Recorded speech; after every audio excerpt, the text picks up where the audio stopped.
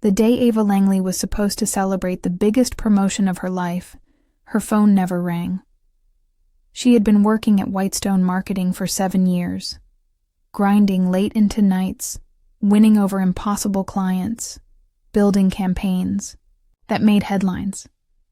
She'd led the Cannes Award campaign for Velt watches, single-handedly rebranded the city's botanical gardens, and saved the firm during its biggest quarterly drop in 2021.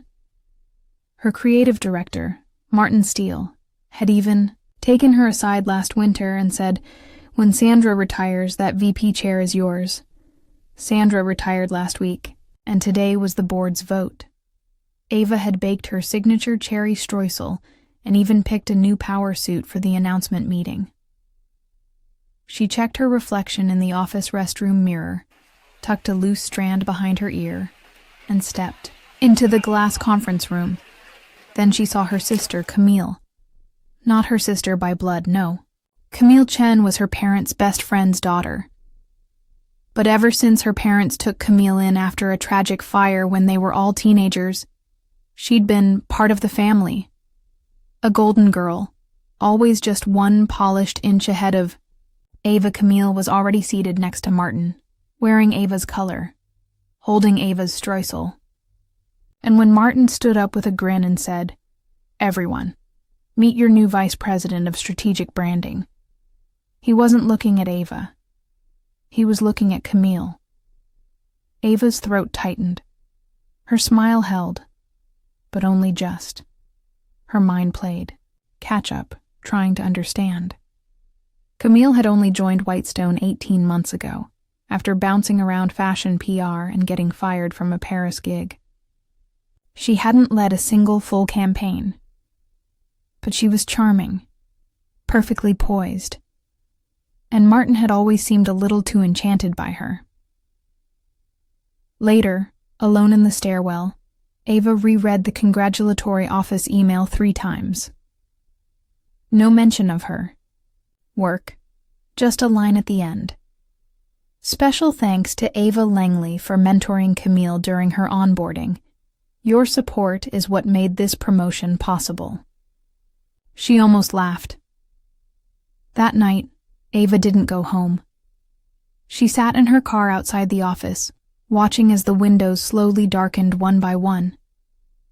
When Camille and Martin walked out together, laughing, arms brushing, Ava reached for her notebook. Not the one she used for client briefs. The one she saved for plans.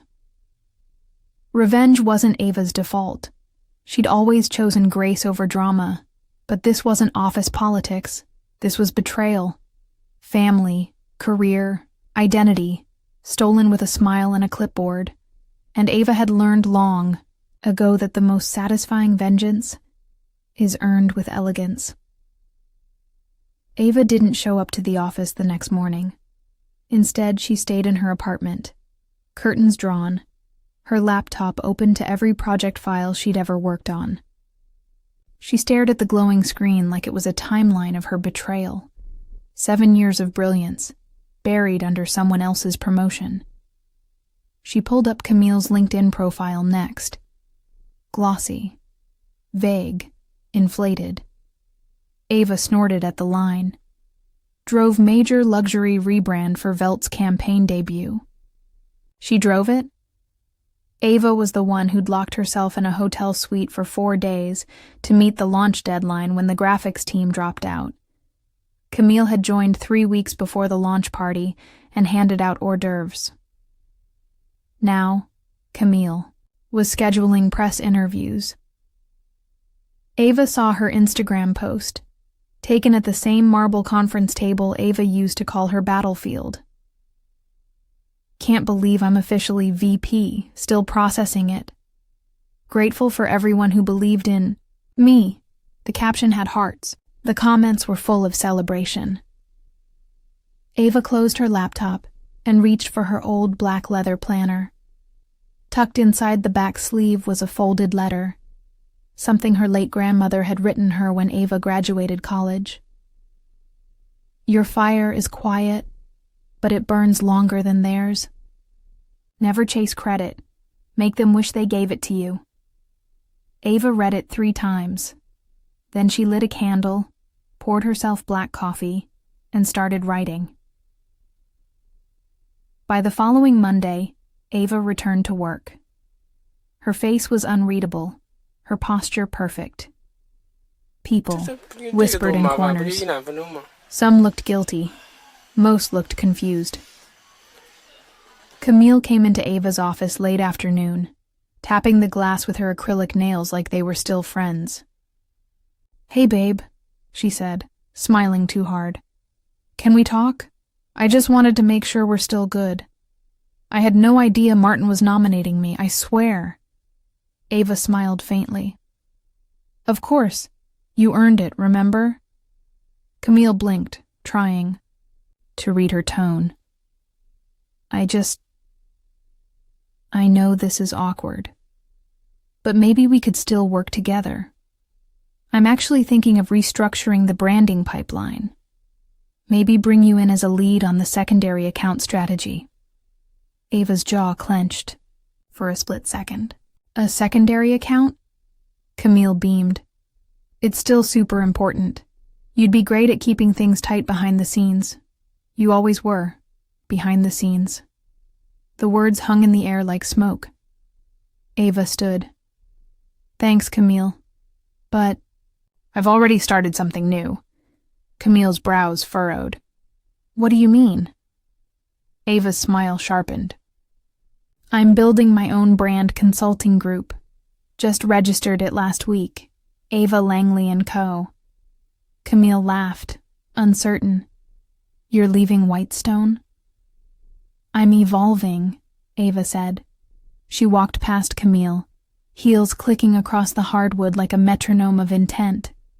By the time she exited, Camille was still standing by the desk, her face a tangle of confusion. Over the next 3 weeks, Ava became a ghost in the office, technically present, but emotionally unreachable. She didn't argue when her workload was shifted. She didn't stay late. She didn't show up to Friday drinks or team lunches anymore. Instead, she worked from coffee shops, from rooftops, from silence. She started reaching out to old clients discreetly, casually asking how their current campaign results were holding up. She knew Whitestone had been riding on her talent, and she also knew how shaky their retention was when Martin got too involved. Ava didn't pitch. She listened, and she waited. The crack came on a rainy Thursday. Velt's VP of Global Marketing posted a cryptic tweet. "We miss Ava Langley's touch. Luxury is a language, and some just don't speak it fluently." By noon, it was circulating across LinkedIn. By evening, 3 other clients had emailed Ava directly, asking about her next steps. Ava didn't reply yet. She was still setting the stage. The next morning, Camille stormed into Martin's office, her heels thudding against the marble floor like war drums. "I want her out," she snapped. "She's poisoning the client pool." Martin looked up from his laptop, eyes squinting like she'd interrupted his favorite golf podcast. Camille shoved her phone toward him, a LinkedIn post open. Velt Watches has ended its contract with Whitestone. The caption below was succinct but devastating. "Appreciation to the creative minds behind our growth, especially Ava Langley, whose vision we continue to value." Camille's cheeks flamed. "That's the 4th client in 2 days. Ava's poaching them." Martin sat back in his chair, steepling his fingers. "She hasn't officially resigned.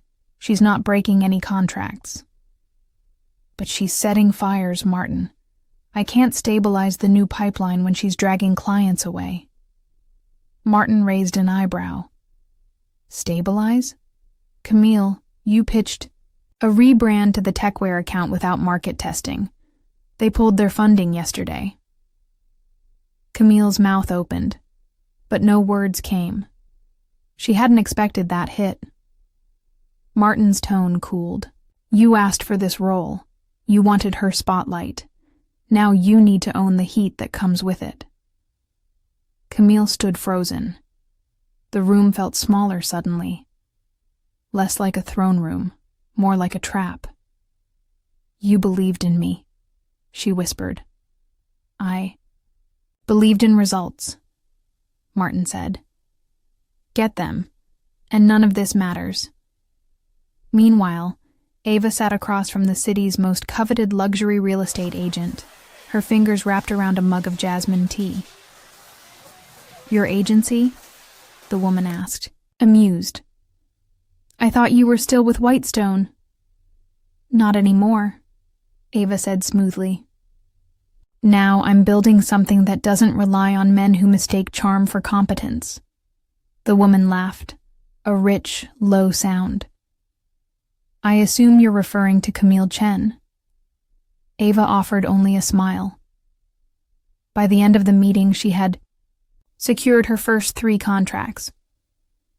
2 of them were clients she'd once fought to keep at Whitestone, and lost to budget cuts made by Martin. Now they were coming to her willingly, but it wasn't enough. Ava didn't want just clients. She wanted the story. She wanted the truth. So, that weekend, she drove out to her parents' house, an elegant stone cottage where she and Camille had once spent teenage summers making lemonade stands and rehearsing fake Oscar speeches on the lawn. Her mother opened the door, surprised. Ava, I need to talk to you, she said, voice calm but firm. Inside, Ava sat across from her mother and father at the long oak table where family meetings once meant silly chore rotations and whispered high school crushes. Now, her voice carried weight and history. Why did you ask Martin to consider Camille for the promotion? Her mother's breath hitched. Her father looked down at his hands. I know you did, Ava continued. I saw the email forwarded by accident. Please do what you can to elevate Camille. She needs the stability more than Ava does. Silence. Her mother finally whispered, Camille lost her apartment. She was struggling. You thought she deserved my career more than I did? No, her father said quickly. We thought you'd land on your feet. You always do. Ava's eyes welled, not with sorrow, but something hotter. That's exactly the problem.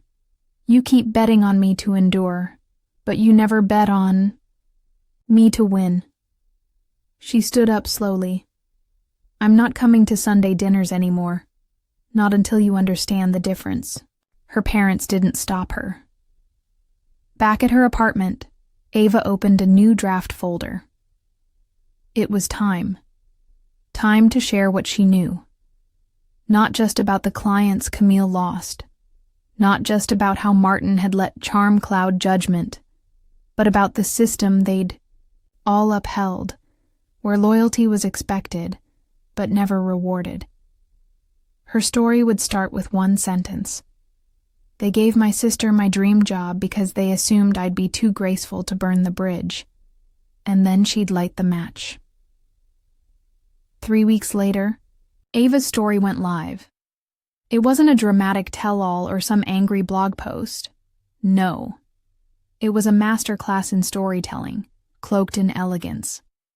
She published it as a LinkedIn article titled, Why I Left the Company I Helped Build and What We Don't Talk About in Promotion Rooms.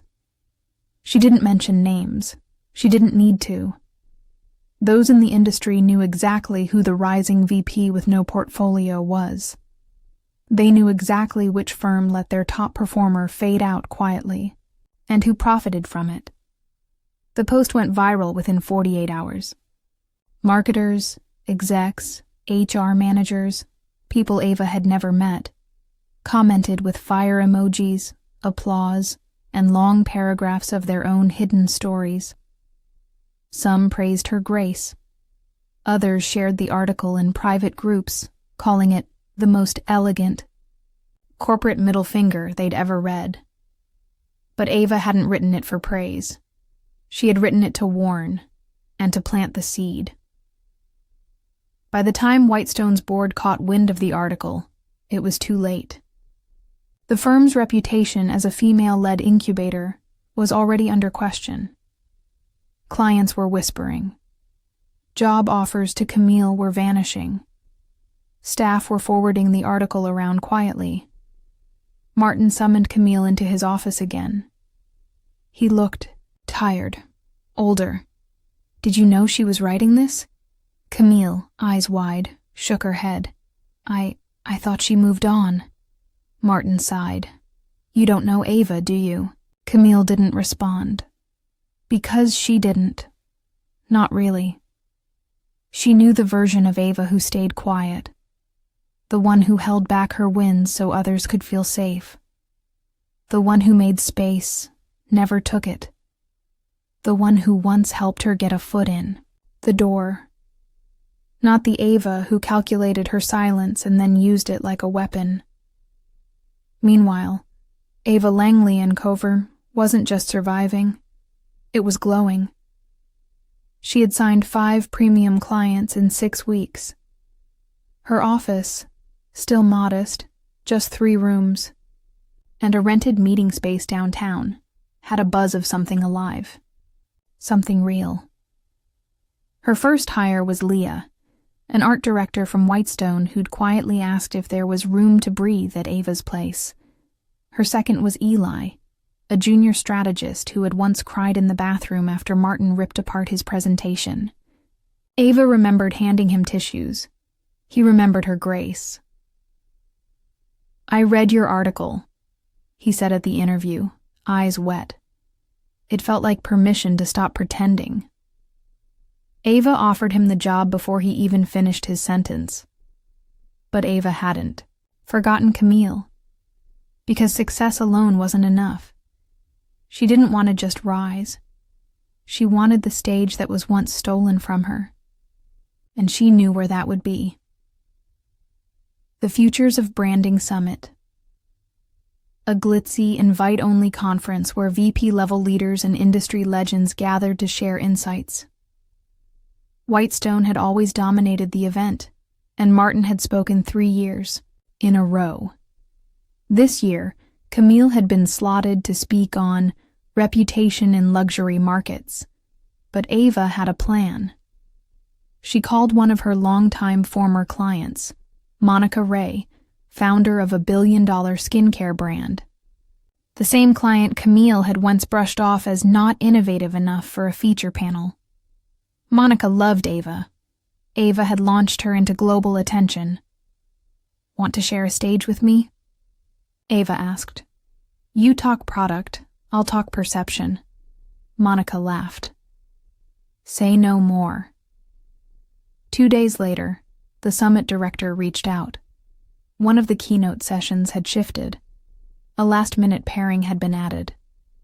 Rebranding, influence, authentic. Voices in a post-polished world. Ava Langley, ex-Monica Ray. The announcement hit industry feeds the same morning Camille's name appeared on a revised agenda. Panelist. Shifting trends in fast retail, not luxury, not branding, not keynote. Camille stared at her screen for over a minute, motionless. Ava's face was the headliner image, and all Camille could do was click refresh over and over, hoping it would change. The morning of the Futures of Branding Summit, Ava didn't feel nervous. She felt ready. The hotel lobby buzzed with a refined chaos, publicists on headsets, cameras flashing, designers slipping last-minute swag bags under white-draped tables. But Ava walked through it all like a woman floating 3 inches above the ground. Calm. Poised. A silk charcoal blazer draped over a fitted black jumpsuit, minimal jewelry, bold lips. Confidence wasn't just in her look. It was in her silence. She didn't need to say she belonged there. Her name on the banner said it for her. At the check-in table, her assistant handed her a glass bottle of water and whispered, "Camille, just arrived. She's in panel room C." Ava didn't flinch. Let her speak first. Camille's panel room was a third full. The moderator tried to hype the energy, but the vibe was off. Camille's segment on shifting trends in fast retail lacked any real data, and someone in the front row actually yawned. Midway through, an audience member raised their hand and asked if she had any original insights, not ones already trending on marketing blogs. Camille blinked, lips parting. "Well, I believe intuition guides trends, not just numbers." The moderator coughed politely. "Let's move to the next panelist." When Camille stepped off stage, cheeks burning, she caught a glimpse of the massive main ballroom screen. Overhead. Her eyes widened. Next up, keynote session. Ava Langley, ex-Monica Ray. Rebranding influence in a post-polished world. The room was already full. Every seat taken, people standing at the back, and on stage, beneath a soft wash of gold light. Ava was laughing with Monica, a poised ease in her every gesture. The crowd leaned in when she spoke. Her words didn't just educate, they inspired. She said things like, "Luxury isn't about exclusivity anymore. It's about trust. Real influence isn't loud, it's felt. Stop branding to impress. Start branding to connect." The audience erupted in applause 3 times. By the end, Monica wrapped her arm around Ava and said into the mic, "This woman built my brand from the ground up. She doesn't just predict the future, she creates it." A standing ovation followed. Phones out. Hashtags trending. Langley effect. Reclaim your seat.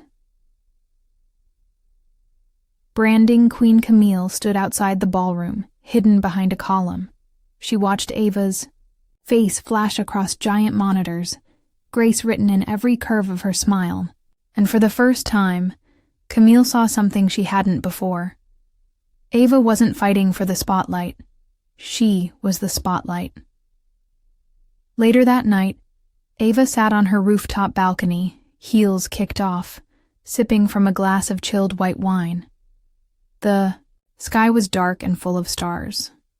Her assistant had just texted, "You're trending on 3 major platforms. We've already got 5 new client inquiries." She didn't respond right away.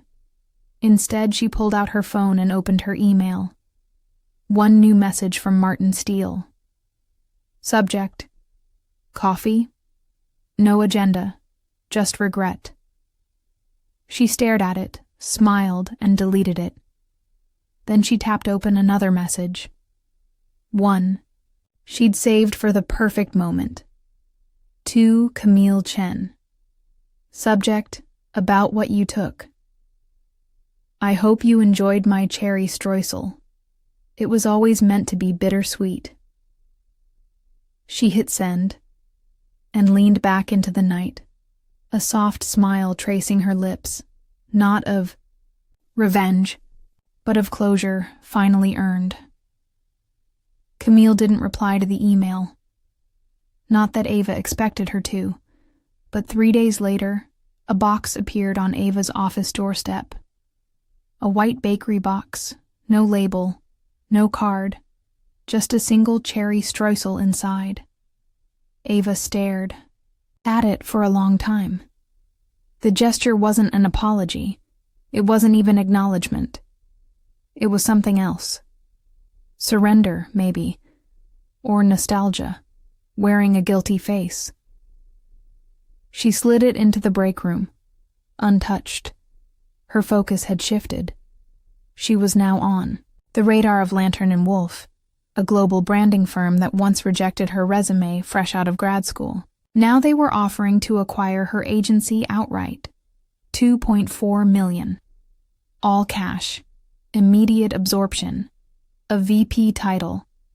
She didn't even blink before saying no, because what she was building wasn't for sale. Not yet. Ava Langley & Co-Enter had become more than a boutique consultancy. It was a statement. It was where under-recognized creatives came to do their loudest, most brilliant work without stepping on eggshells. She had just onboarded 4 new clients, 3 female-owned startups, and 1 veteran-run hospitality chain rebranding for social impact. The pipeline was thriving. Her staff adored her, and the walls of her office pulsed with ambition that felt earned, not inherited. And then, in the middle of all this momentum, came the invitation. A glossy envelope, sealed with the unmistakable W of Whitestone Marketing.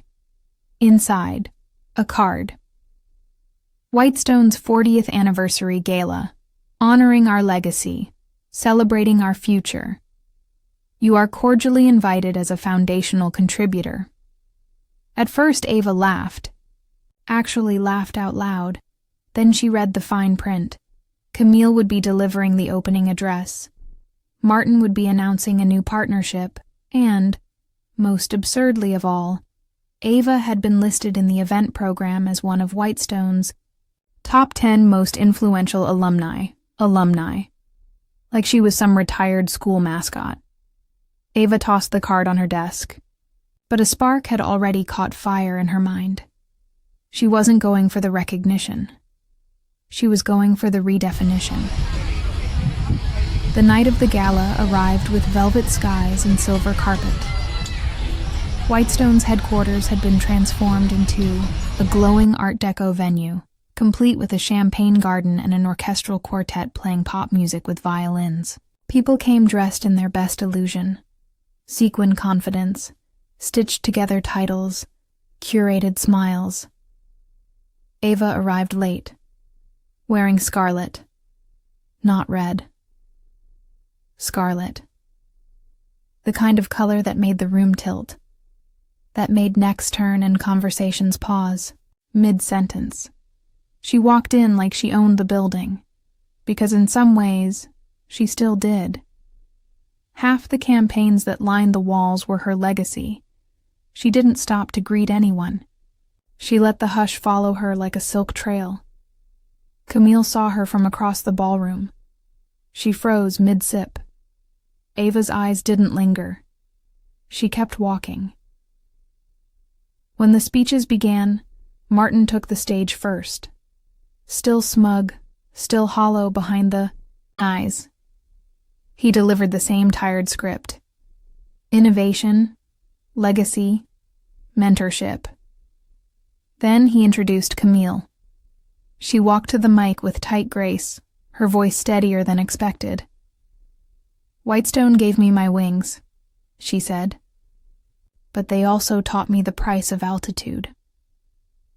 Ava's brows lifted slightly. Camille continued. "There was a time I believed success meant getting there first. But I've learned it's about who you remember once you arrive, and who helped build the ground you're standing on." The crowd murmured. Camille's eyes flicked toward Ava, just for a moment. "I want to take a second to acknowledge someone not just influential to Whitestone, but to me. Personally."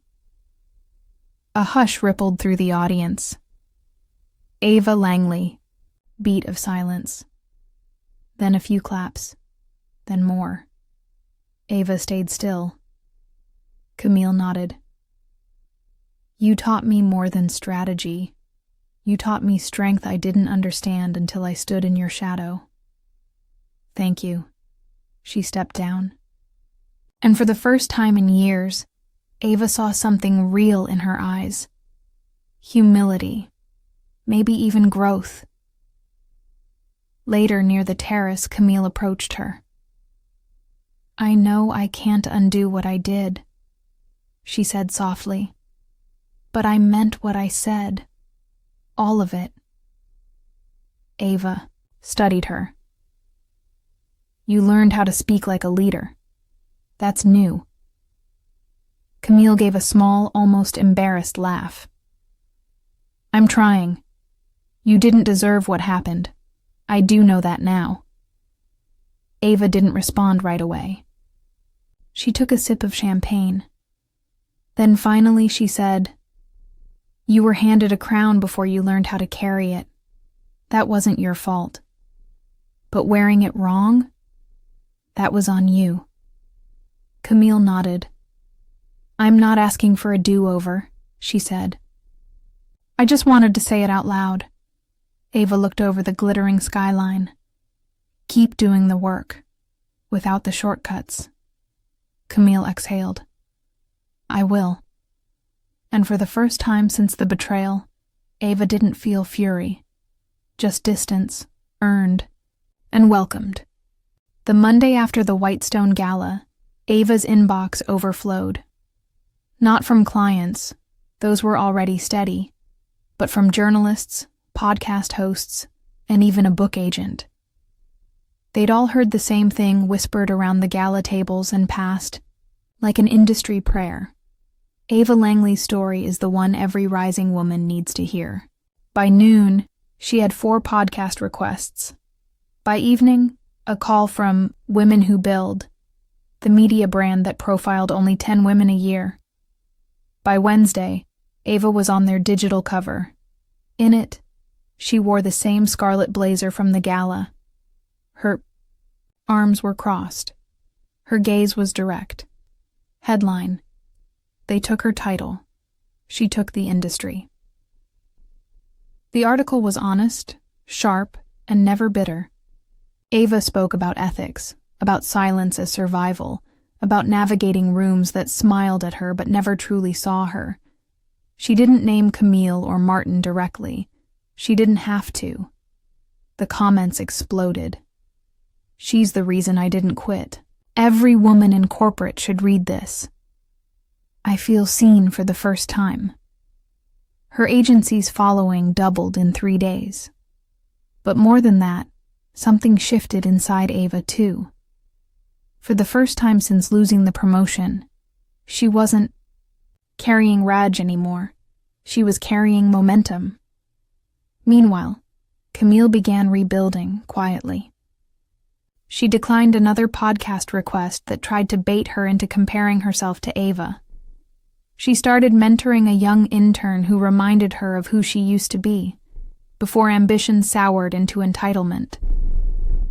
She didn't try to win anymore. She tried to work. Still, there were moments when the jealousy cracked through. When she saw Ava's name headline another event, or when a brand she once pitched posted a glowing collaboration with Ava Langley & Co. But Camille didn't lash out this time. She stayed in her lane, and that too was growth. Then came the most unexpected call of all. Ava's father. She hadn't spoken to him since the day she confronted her parents. Since the day they chose Camille's stability over Ava's sweat and sacrifice. "Hi, sweetheart," he said. His voice was smaller than she remembered. "I saw the article. Your mom and I, we didn't know it hurt that deeply." Ava was quiet for a long time. "You didn't ask," she finally said. "I know. And I'm sorry." His voice cracked. "We were wrong. You should have been the one we fought for." Ava stared out her office window. The city sparkled below. "Why? Are you calling now? Because I didn't want to be the kind of father who only clapped when it was convenient." Tears burned her eyes. She blinked them back. "It's too late for cherry pie and pep talks." "I know," he said gently, "but maybe not too late for honesty or repair." A long silence passed between them. Then Ava said, "One step at a time." And she meant it. That weekend, Ava hosted a rooftop mixer for her team and their clients. It wasn't just a networking event. It was a celebration of resilience. Fairy lights glowed overhead. Laughter drifted into the night. Ava walked between clusters of creatives and CEOs, a glass of sangria in her hand, her heels clicking with rhythm. Eli raised a toast at one point.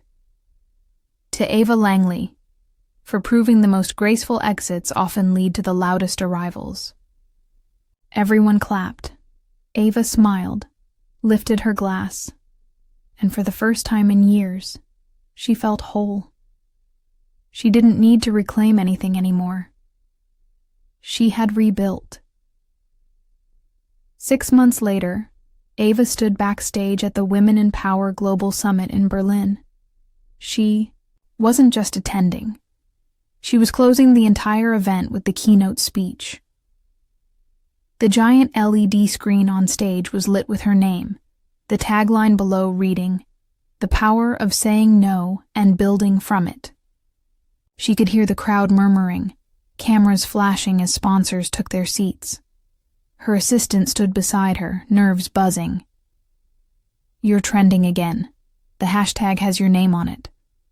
Netflix emailed again, asking for a docuseries interview. Ava took a slow breath, adjusting the gold bracelet on her wrist. Her grandmother's. The same grandmother who once wrote her the letter she still kept in her wallet. She looked up at the screen and smiled. Let them wait a bit longer. The speech went viral before she even stepped off stage. She didn't talk about revenge.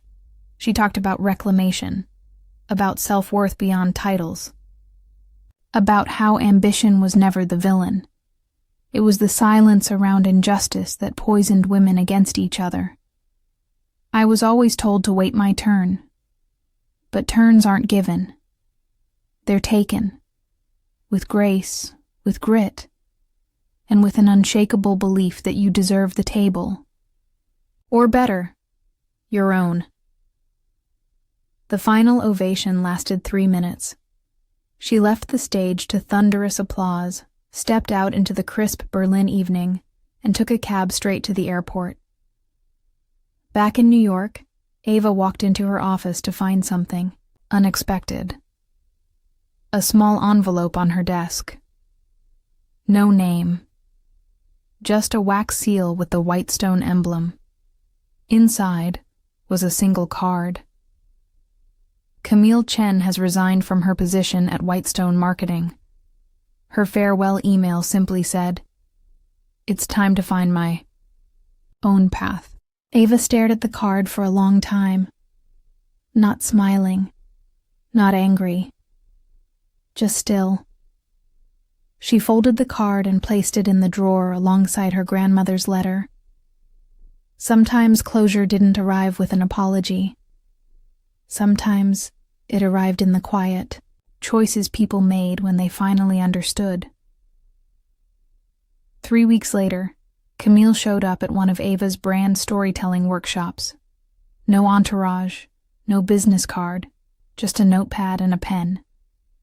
She sat in the second row, listened, took notes, asked smart questions, and when the event ended, she waited until the room emptied, then walked up to Ava. "I'm starting over," she said. "This time, the hard way." Ava nodded once. Good. Then, without anger or warmth, she turned and walked away. Not out of pettiness, out of peace. Because she didn't need anything from Camille anymore. That night, Ava curled up on her living room couch, laptop in her lap, wine glass half full. She wasn't watching her keynote or reading the press. She was drafting a welcome letter to a scholarship foundation she was launching for first-gen women in marketing who needed mentorship and visibility. She named it the Fire Quietly Burns Fund. For women who didn't beg for seats, but built their own floors. She hit save, leaned back, and closed her eyes. This time, there was no betrayal to fix. No spotlight to steal back, only freedom. And finally, After everything. Victory.